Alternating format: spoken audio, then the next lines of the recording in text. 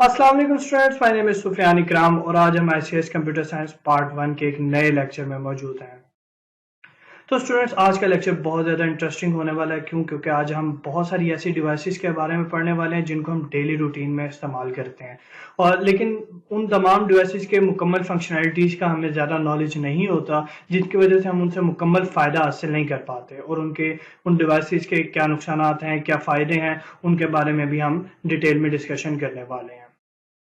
और student, paper point of view से भी हमारे जो आज का लेक्चर है बहुत ज़्यादा इंपॉर्टेंट होने वाला है, क्योंकि चैप्टर नंबर 1 से जो लॉन्ग क्वेश्चन जो पेपर में आएगा, जो हमने डिस्कशन दी थी पेपर एनालिसिस के अंदर कि चैप्टर नंबर 1 में से एक लॉन्ग क्वेश्चन 8 मार्क्स का आता है, माइट बी पॉसिबल आज के लेक्चर में से हम उसी क्वेश्चन को डिस्कस कर रहे हो, उसी क्वेश्चन को रेडी कर रहे हो। तो आपने अपने कंसंट्रेशन को बना के रखना है और अपने दिमाग में इन 3 बातों का ख्याल रखना है कि आपने अपना दिमाग भी खोल के रखना है, अपनी आंखें भी खोल के रखनी है और अपने कान भी खोल के रखने हैं। तो इंशाल्लाह आज के लेक्चर में आपको बहुत ज़्यादा नॉलेज मिलने वाला है। और स्टूडेंट्स, लेक्चर स्टार्ट करने से पहले आपको बताता चलूं कि आपको कोई किसी भी टॉपिक के हवाले से कोई इशू है लेक्चर के अंदर, तो काइंडली कमेंट सेक्शन के अंदर ज़रूर लिख कर बताइएगा, ताकि आपको बेहतर तरीके से मैं गाइड कर सकूं। और आफ्टर ऑल हमने जो मार्क्स गेन करने हैं कंप्यूटर के अंदर वो 75 मार्क्स हैं, तो उसके लिए हम किसी चीज़ के बारे में, किसी छोटे से टॉपिक के बारे में भी कंप्रोमाइज़ नहीं कर सकते। तो काइंडली कमेंट ज़रूर कीजिएगा और मुझे अपनी राय से आगाह ज़रूर कीजिएगा कि आपको समझ आ रही है या नहीं समझ आ रही, ताकि हम फर्दर प्लान कर सकें। तो स्टूडेंट्स, चलते हैं लेक्चर की तरफ।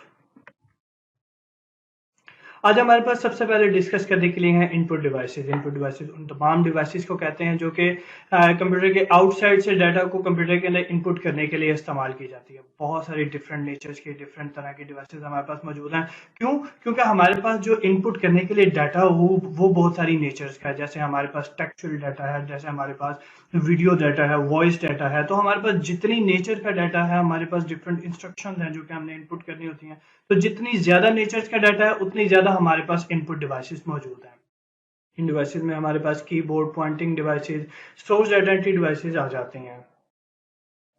तो स्टूडेंट, सबसे पहले हम डिस्कस करेंगे कीबोर्ड को। तो कीबोर्ड का नाम सुन के आपके दिमाग में फौरन से आया होगा कि कीबोर्ड को तो हम रोज देखते हैं, जब भी कंप्यूटर चलाते हैं कीबोर्ड हमारे सामने होता है। सर, हमें इसके बारे में कौन सी नई फंक्शनलिटीज के बारे में बताने वाले हैं? तो भेजिए, कीप इन माइंड के बहुत सारी फंक्शनलिटीज हैं जिनके बारे में शायद आपको नॉलेज नहीं है। Looks like a typewriter. अब टाइपराइटर तो हमने देखा ही नहीं हुआ, तो ये देखें जी, इस तरीके से होता था हमारा टाइपराइटर। तो हमारे पास कीबोर्ड की जो अरेंजमेंट है, कीज की अरेंजमेंट, वो सेम जस्ट लाइक अ टाइपराइटर है। तो और उसी तरीके से हम अपनी कीज को उसके ऊपर प्लेस करते हैं और प्लेस करके टाइप करते हैं। तो यकीन है ये फैक्ट जो है आपको पहले नहीं पता होगा। और use to input textual data and instructions, ये तो ऑब्वियसली आपको पहले मालूम मालूम होगा और आप इसको इस्तेमाल भी करते हैं। अब नॉर्मली हमारे पास कीबोर्ड के ऊपर कितने सेक्शंस होते हैं और कितनी तरह की कीज होती हैं, तो वो यहाँ पे मेंशन किया गया। Numeric keys, alpha numeric keys, function keys, additional special keys and cursor control keys. इनके बारे में डिटेल में आगे हम डिस्कस करने वाले हैं। तो बहुत सारी फंक्शनलिटीज हैं कीबोर्ड की। तो ये कीबोर्ड का एक लेआउट हमारे सामने मौजूद है। कीप इन माइंड के हमारे पास जब भी हम कीबोर्ड के लेआउट की बात करते हैं तो हम बात करते हैं कि दिस इज क्वर्टी लेआउट। तो हमारे पास जो टाइपराइटर था उसके ऊपर भी क्वर्टी लेआउट था। लेआउट से मुराद क्या है? हमारी कीज की अरेंजमेंट, कि हमारा ए की कहाँ पे मौजूद होगी, क्यू की कहाँ पे मौजूद रहेगी, एंटर की कहाँ पे मौजूद रहेगी। तो ये एक स्पेसिफिक जो अरेंजमेंट है, इसको हम क्वालिटी अरेंजमेंट कहते हैं। और नॉर्मली एक कीबोर्ड के ऊपर 101 से लेके 104 तक कीज मौजूद होती हैं। तो स्टूडेंट्स, हमने कीबोर्ड के ऊपर डिफरेंट 5 टाइप्स की कीज देखी थी, 5 सेक्शंस देखे थे कीज के। तो वो हम डिस्कस करने वाले हैं। तो सबसे पहले हमारे पास न्यूमेरिक सेक्शन मौजूद है। तो इसके अंदर नॉर्मली हमारे पास नंबर्स मौजूद होते हैं, नंबर्स को जिनको इनपुट करना होता है वो मौजूद होते हैं, और इसके अलावा कुछ बेसिक एडिशन, सब्ट्रैक्शन, मल्टीप्लिकेशन यानी अर्थमेटिक ऑपरेशन मौजूद होते हैं। नेक्स्ट सेक्शन है हमारे पास अल्फा न्यूमेरिक कीज का। तो अल्फा न्यूमेरिक जो है ना वो दो लफ्जों की का मजमूआ है। नॉर्मली अल्फा यानी अल्फाबेट से निकला है, न्यूमेरिक यानी नंबर से निकला है। तो ये जो आप सेक्शन हाईलाइटेड सेक्शन देख रहे हैं कीबोर्ड का, इसके अंदर नंबर्स भी मौजूद है और अल्फाबेट्स भी मौजूद है, इसलिए इसको अल्फा न्यूमेरिक की कहा जाता है। उसके बाद हमारे पास ये जो ऊपर एक रो मौजूद होती है, इसको हम फंक्शन कीज कहते हैं। और फंक्शन कीज की डिफरेंट फंक्शनैलिटीज होती हैं। ये सॉफ्टवेयर टू सॉफ्टवेयर वेरी करती हैं कि कौन सी फंक्शन की क्या वर्किंग परफॉर्म करेगी। इसके बाद हमारे पास होती हैं कुछ स्पेशल पर्पज कीज। तो इनकी फंक्शनैलिटीज भी डिपेंड कर रही होती है सॉफ्टवेयर टू सॉफ्टवेयर। कोई एक स्पेसिफिक सॉफ्टवेयर में ये कोई वर्किंग कर रही होती है, कुछ अगले अदर सॉफ्टवेयर में कुछ और वर्किंग कर रही होती हैं। तो ये इनके को खास वर्किंग जो है ना वो मौजूद है, तो वो आगे इंशाल्लाह डिस्कस करने वाले हैं। तो नेक्स्ट सेक्शन हमारे पास मौजूद है कर्सर कंट्रोल कीज का। अपने दिमाग में एक बात को याद रखिएगा, कीप इन माइंड कि कर्सर और पॉइंटर दो अलग अलग चीजें होती हैं। ये जो आपको मेरी स्क्रीन के ऊपर मूव करता हुआ नजर आ रहा है, ये पॉइंटर है। और इंशाल्लाह कर्सर के बारे में मैं आपको नेक्स्ट स्लाइड में बताने वाला हूँ। तो स्टूडेंट्स, कर्सर को देखने के लिए हम मौजूद हैं माइक्रोसॉफ्ट वर्ड के अंदर। तो वर्ड का चैप्टर भी आगे आने वाला है, उसके अंदर भी डिटेल में हम वर्ड के डिफरेंट फीचर्स के बारे में पढ़ेंगे। लेकिन यहाँ पे हम जो देखने वाले हैं वो है कर्सर। तो आप देख सकते हैं कि हमारी स्क्रीन के ऊपर ये जो ब्लिंक कर रहा है ये कर्सर है, और ये जो हमारे पास हमारी स्क्रीन के ऊपर मूव कर रहा है ये पॉइंटर है। तो कर्सर और पॉइंटर में डिफरेंस जो है वो आपको समझना चाहिए। लेकिन इन टर्म्स को हम अल्टरनेटिवली भी समटाइम्स यूज करते हैं कि पॉइंटर को हम कर्सर भी कह सकते हैं, लेकिन कर्सर को पॉइंटर हम नहीं कह सकते। कर्सर बेसिकली वो पॉइंट होता है, वो जगह होती है जहां पे हमारा करैक्टर ऐड होना होता है। हमारा कर्सर अभी जिस जगह पे मौजूद है वहां पे मैं अपना जो करैक्टर ऐड करूंगा वो उस जगह पे जहाँ पे वो ब्लिंक कर रहा है वहां पे ऐड हो जाएगा। जैसे मैंने लिखा एस, तो अब कर्सर जहाँ पे मौजूद है नेक्स्ट करैक्टर वहां पे आएगा। ओके, तो ये हमारे पास कर्सर होता है, और ये जो मूव कर रहा होता है इसको हम पॉइंटर कहते हैं। तो फिर मैं रिमाइंड करवाता चलूं कि हम कर्सर को पॉइंटर कह सकते हैं, लेकिन पॉइंटर को कर्सर नहीं कह सकते। तो बात हो रही थी कीबोर्ड की, तो कीबोर्ड पे हमने पढ़ा था कि कुछ स्पेशल पर्पस कीज होती हैं। तो एस्केप की, तो एस्केप की का काम क्या है? नॉर्मली डिफरेंट प्रोग्राम्स में ये डिफरेंट तरीके से काम करती है, लेकिन नॉर्मली इसका काम होता है कि ये हमारे सॉफ्टवेयर की प्रीवियस स्क्रीन पे हमें लेकर जाती है। उसके बाद हमारे पास टैब की होती है। टैब की नॉर्मली डिफरेंट स्क्रीन्स के अंदर या डिफरेंट टेक्स्ट एरियाज के अंदर मूव करने के लिए इस्तेमाल की जाती है। और इवन टेक्स्ट टैब की को हम इस्तेमाल करते हैं टैब स्टॉप्स के अंदर मूव करने के लिए भी। अब टैब स्टॉप क्या होता है कि उसको चेक करने के लिए हम दोबारा वर्ड में जाते हैं, तो हमारे पास देखें कर्सर एक जगह पे मौजूद है और मैं टैब की को प्रेस करता हूँ, तो कर्सर एक कुछ स्पेस दे के आगे मूव कर गया है। तो ये आगे जाके कहाँ पे स्टॉप करेगा, ये डिफाइन किया हुआ टैब स्टॉप है। ठीक है, तो डिफरेंट टैब स्टॉप्स के ऊपर मूव करने के लिए हम ये टैब की का इस्तेमाल करते हैं। नेक्स्ट हमारे पास है कैप्स लॉक की। कैप्स लॉक की नॉर्मली अपर केस कैरेक्टर्स को जो है वो जनरेट करने के लिए इस्तेमाल की जाती है, लेकिन नंबर्स और स्पेशल कैरेक्टर्स के ऊपर इस कैप्स लॉक के ऑन या ऑफ होने का कोई सच इम्पैक्ट नहीं पड़ता।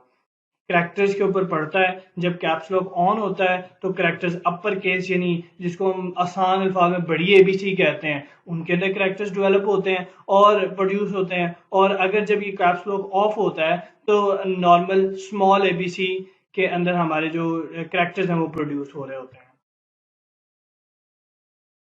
नेक्स्ट हमारे पास आती है शिफ्ट की। तो शिफ्ट की, कंट्रोल की और ऑल्ट की, ये तीनों की तीनों कीज खुद से कुछ नहीं करती, यानी इनको इंडिविजुअली आप प्रेस करेंगे तो कोई आपको इफेक्ट नजर नहीं आएगा, लेकिन नॉर्मली कॉम्बिनेशन में बहुत ज्यादा इस्तेमाल होती हैं। जैसे कंट्रोल सी डाटा को कॉपी करने के लिए, टेक्स्ट को कॉपी करने के लिए, और कंट्रोल वी पेस्ट करने के लिए इस्तेमाल होता है। तो इस तरह ये कॉम्बिनेशन के अंदर जो है वो बहुत ज्यादा इस्तेमाल होती हैं, शिफ्ट की, कंट्रोल की और ऑल्ट की। तो अब कीबोर्ड के ऊपर डिफरेंट जो कीज हैं उनको हम माइक्रोसॉफ्ट वर्ड के अंदर वो कैसे काम करती हैं उसको देखेंगे। तो हमारे पास सबसे पहले एंटर की होती है। तो एंटर की किस लिए इस्तेमाल होती है? ये नॉर्मली हमेशा आपको नई लाइन के ऊपर, आपके कर्सर को नई लाइन के ऊपर मूव करने के लिए इस्तेमाल की जाती है। जैसे हम माइक्रोसॉफ्ट वर्ड में ही जाके देख लेते हैं, तो हमारे पास कर्सर यहाँ पे ब्लिंक कर रहा है एक लाइन के ऊपर। जैसे ही मैं एंटर प्रेस करूंगा तो हमारा कर्सर नीचे एक न्यू लाइन के स्टार्ट में आ गया। तो एंटर की का माइक्रोसॉफ्ट वर्ड में यही काम है।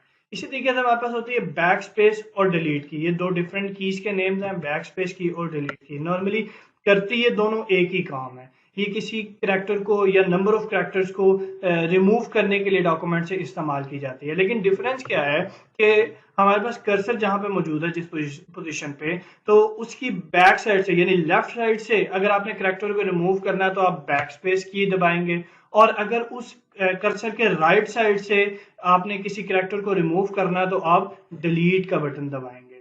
तो ये डिफरेंस है बैक स्पेस और डिलीट की के अंदर।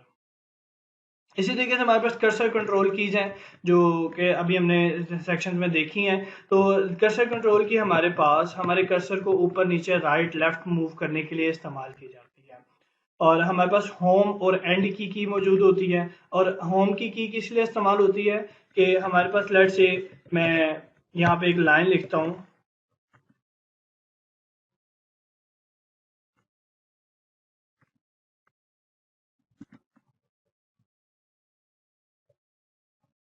अब जैसे आपका कर्सर इस लाइन के एंड के ऊपर मौजूद है, तो अगर आप इस कर्सर को बिल्कुल स्टार्ट में लेकर जाना चाहते हैं किसी भी लाइन के या किसी भी पैराग्राफ के, इवन किसी भी डॉक्यूमेंट के, तो आप होम की का इस्तेमाल करते हैं। होम की मैं प्रेस कर रहा हूं तो हमारा कर्सर बिल्कुल स्टार्ट में आ गया है। और इसी तरीके से हमारे पास जो एंड की है वो हमारे पास किसी लाइन के पैराग्राफ या पूरी डॉक्यूमेंट के एंड के ऊपर हमारे कर्सर को मूव करने के लिए इस्तेमाल की जाती है। जैसे मैं एंड की प्रेस करता हूं तो हमारे पास इस लाइन के एंड के ऊपर हमारे कर्सर मूव कर गया।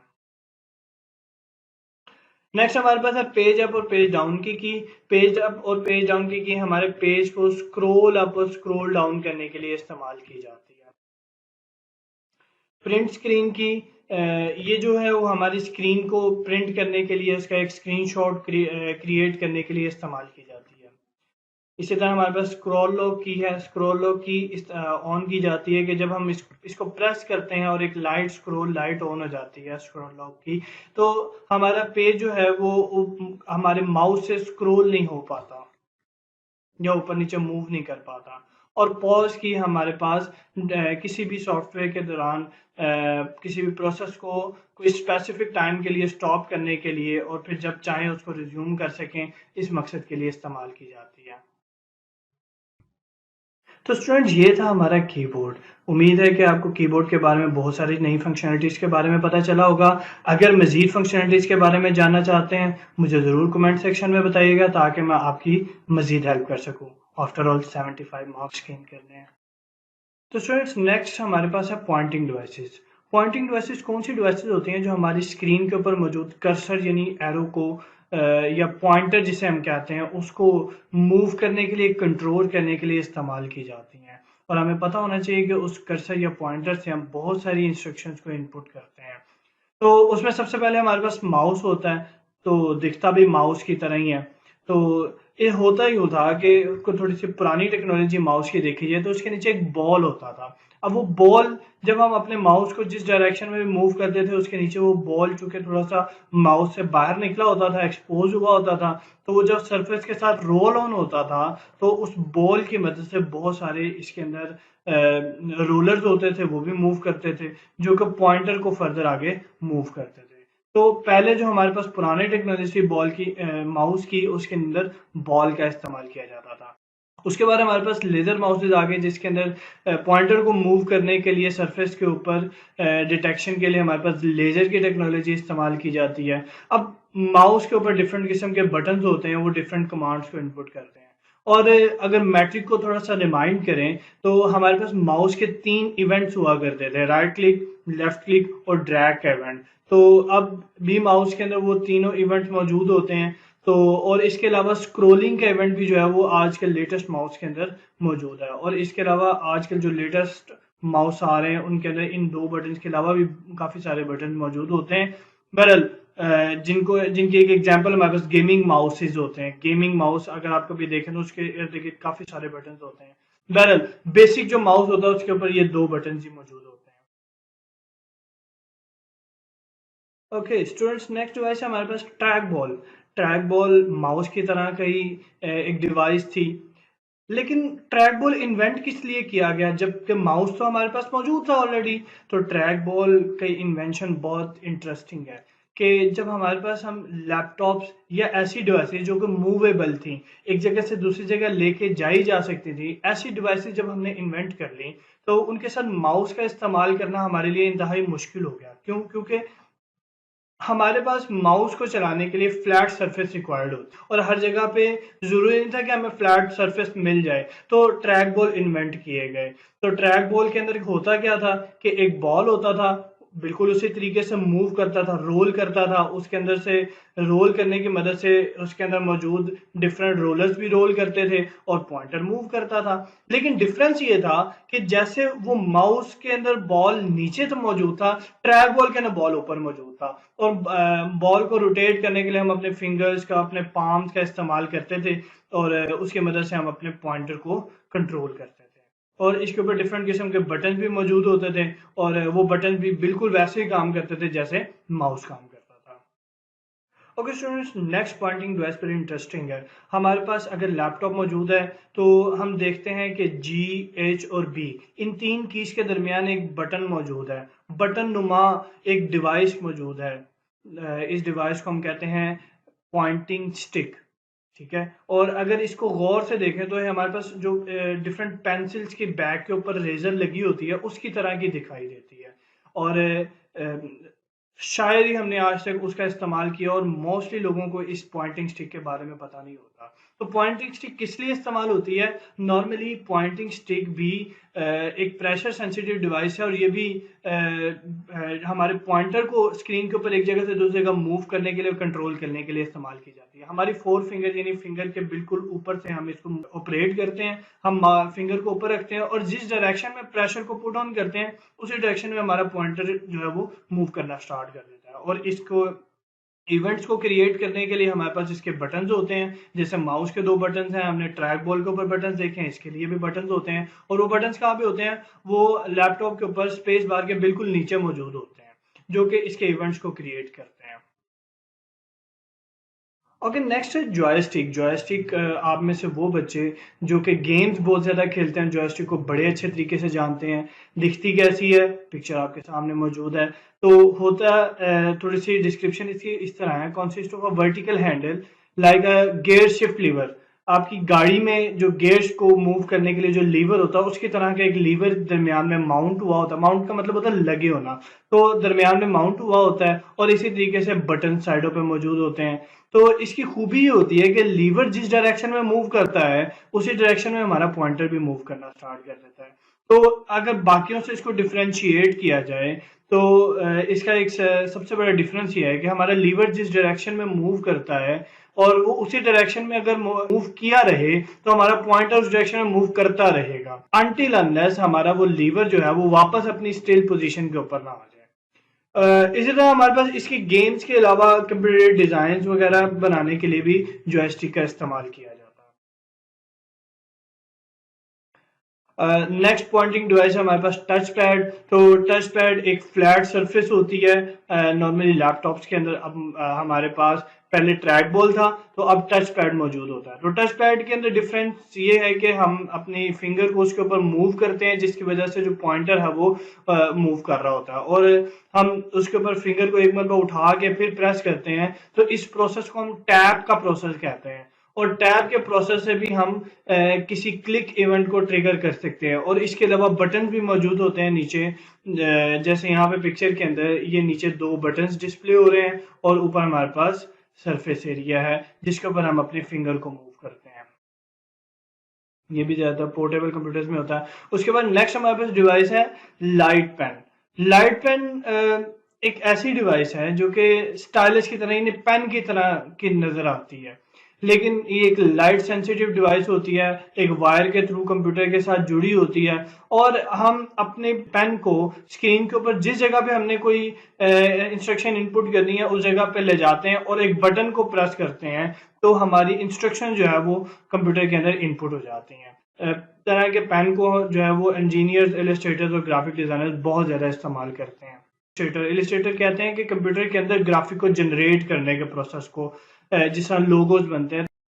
ओके स्टूडेंट्स, कंसंट्रेशन को आपने ख़राब नहीं करना। हमारे पास चंद एक और डिवाइसेस, पॉइंटिंग डिवाइसेस रहती हैं, जिसके बाद हम अपने लेक्चर को वाइंड अप करेंगे। लेकिन लेक्चर को वाइंड अप करने से पहले मैं आपको फिर बताता चलूँ, 75 मार्क्स लेने हैं तो एफर्ट करनी है। इसका मतलब ये कि आपने अपने इन तमाम लेक्चर्स को मुकम्मल तौर पे कंसंट्रेशन के साथ पढ़ना है, सुनना है, और यहाँ से पढ़ने के बाद अगर आपके पास बुक अवेलेबल है तो काइंडली उसको बुक से भी एक मरतबा काइंडली ज़रूर रीड कीजिएगा, ये इन स्लाइड्स के ऊपर से भी ज़रूर रीड कीजिएगा, और जहाँ पे भी लेक्चर के अंदर कोई इशू हो, थोड़ी सी भी प्रॉब्लम आ रही है, फ़ौरन से पहले कमेंट करें ताकि मैं आपके कमेंट का आंसर कर सकूँ। तो पॉइंटिंग डिवाइसेस में हमारे पास डिजिटलाइजिंग या ग्राफिक टैबलेट आते हैं। तो ग्राफिक टैबलेट, अब ये बेसिकली दो चीज़ों से मिलके बना होता है। एक होता है टैबलेट, जैसे आप मोबाइल से बड़ी एक डिवाइस को हम टैबलेट कहते हैं, मोबाइल जैसी दिखती है, लेकिन मोबाइल से नॉर्मली साइज में बड़ी होती है, उसको हम टैबलेट कहते हैं। तो एक टैबलेट होता है, साथ इसके या तो एक स्टाइलस होता है या पक होता है। स्टाइलस क्या चीज़ है? पेन नुमा ही डिवाइस है, जैसे लास्ट में digitalizing tablet, sorry, light pen देखा है, उसी तरह का यहाँ पे स्टाइलस भी एक पेन की तरह की डिवाइस होती है। और या फिर पक होती है। पक के बारे में एक पिक्चर इसके आगे मौजूद है, उससे आपको आइडिया होगा कि पक एक माउस की तरह की डिवाइस होती है, और नॉर्मली स्केचिंग के अंदर ज़्यादा इस्तेमाल की जाती है, और इसका मकसद जो होता है वो ज़्यादातर आपके डिज़ाइन वगैरह को कॉपी करना होता है, यानी ट्रेसिंग करने के प्रोसेस को परफॉर्म करने के लिए हम पक का इस्तेमाल करते हैं।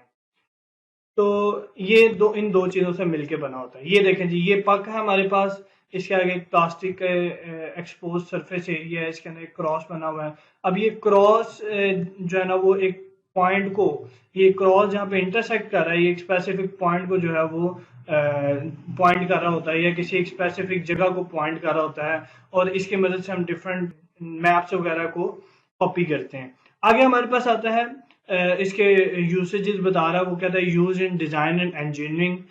हमारे जो ग्राफिक टैबलेट हैं या डिजिटलाइजिंग टैबलेट्स हैं, ये कहाँ पे इस्तेमाल होते हैं? डिज़ाइन पर्पजेज़ के लिए, इंजीनियरिंग पर्पजेज़ के लिए। इंजीनियरिंग मतलब आप किसी पुर्जे को डिज़ाइन करना चाह रहे हैं, किसी बिल्डिंग को डिज़ाइन करना चाह रहे हैं, पुल बनाना चाह रहे हैं, तो उनके लिए हमारे पास ये इस्तेमाल होते हैं। Able to create those effects which artists achieve from pencil and pen and charcoal। यानी जैसा एक आर्टिस्ट पेंसिल, पेन या चारकोल से एक पेपर के ऊपर ग्राफिक क्रिएट करता है, अगर वही आप डिजिटली क्रिएट करना चाहते हैं तो आप इसका इस्तेमाल करते हैं। Puck is used to trace the design laid on the tablet. तो ये हम पहले भी डिस्कस कर चुके हैं कि ट्रेसिंग के प्रोसेस के लिए इस्तेमाल किया जाता है। आगे पॉइंटिंग डिवाइसेस में हमारे पास पेन बेस्ड सिस्टम्स आ जाते हैं। जो हमारे पास लास्ट हमने डिजिटलाइजिंग टैबलेट पढ़ा है, वो भी एक किस्म का पेन बेस्ड सिस्टम ही है। पर स्टूडेंट में भी ये अच्छा, अब पेन बेस्ड सिस्टम्स के अंदर ये होगा, आप अगर अपने आप को एक फ्यूचर क्लासरूम में ज्यूम करें जहाँ पे एक स्मार्ट बोर्ड लगा हुआ है और तमाम स्टूडेंट्स के पास पेन पेंसिल्स रखने के बजाय हम पेपर को सेव करके एक टैबलेट और एक पेन हमारे पास मौजूद है, और हम जितने नोट्स हैं अपनी हैंड राइटिंग को डिजिटल फॉर्म के अंदर ही उस टैबलेट के अंदर लिखते जा रहे हैं और नोट्स को उतारते जा रहे हैं, बल्कि नोट्स को उतारने की भी जरूरत नहीं है। अब क्या है कि ऐसे पेन बेस्ड सिस्टम्स के अंदर हम होता कुछ यूं है कि टीचर अपने पेन से या अपने राइटिंग से, हैंड राइटिंग से जो कुछ बोर्ड के ऊपर, स्मार्ट बोर्ड है, इलेक्ट्रॉनिक बोर्ड है, तो उसके ऊपर जो जो लिखता जा रहा है वो हमारे पास इस टैबलेट को, चूंकि ये टैबलेट उसके साथ अटैच हो सकता है, तो वो डायरेक्टली हमारे पास हमारे नोट्स की फॉर्म में हमारे पास मौजूद हो सकता है। इसका फायदा क्या है? इसका फायदा ये है कि अब आपने कंसंट्रेशन सारी की सारी लेक्चर की तरफ करनी है, आपको नोट्स लिखने की जरूरत नहीं है। देखें, आपकी कंसंट्रेशन के लिए कमाल किस्म की डिवाइसेस डेवलप की जा रही हैं कि आप अपनी कंसंट्रेशन बना के रखें। तो लेक्चर के अंदर भी आपने अपनी कंसंट्रेशन को बना के रखना है। Student should concentrate on the lecture listening only, यानी आप पहले सुनेंगे, समझेंगे, फिर आप नोट्स को उतारें। और बल्कि नोट्स को उतारने की तो इन सिस्टम्स के अंदर, पेन बेस्ड सिस्टम के अंदर जरूरत ही नहीं है, वो खुद ब खुद आपके पास आ जाएंगे। तो आज का लेक्चर हम यहीं पे ख़त्म करते हैं। उम्मीद आपको बात समझ आई होगी। नहीं समझ आई फिर वही पुरानी बात, कमेंट कीजिएगा, मैं आपको वो बात ये नेक्स्ट लेक्चर्स के अंदर मैं वो बात आपको दोबारा रिपीट कर दूंगा। Thank you very much students. अपना और अपने इर्द गिर्द वालों का ख्याल रखिएगा। इंशाल्लाह नेक्स्ट लेक्चर में मिलते हैं। अल्लाह हाफिज़।